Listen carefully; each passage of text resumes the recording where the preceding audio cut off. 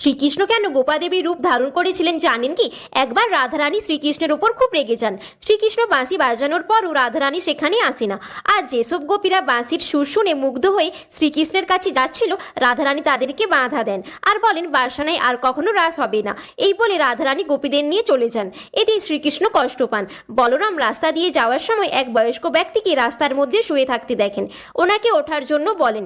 ওই বয়স্ক ব্যক্তি না ওঠায় বলরাম খুব রেগে যান এবং নিজের শক্তি দিয়ে ওই বয়স্ক ব্যক্তিকে ওঠানোর চেষ্টা করেন, কিন্তু বলরাম ব্যর্থ হন।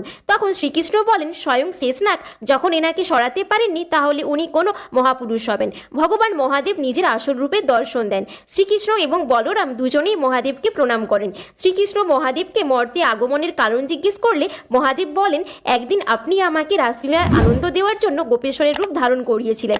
মহাদেব সেই বস্ত্র শ্রীকৃষ্ণকে দিয়ে দেন। শ্রীকৃষ্ণ রাধার সঙ্গে দেখা করার জন্য গোপাদেবীর রূপ ধারণ করেছিলেন।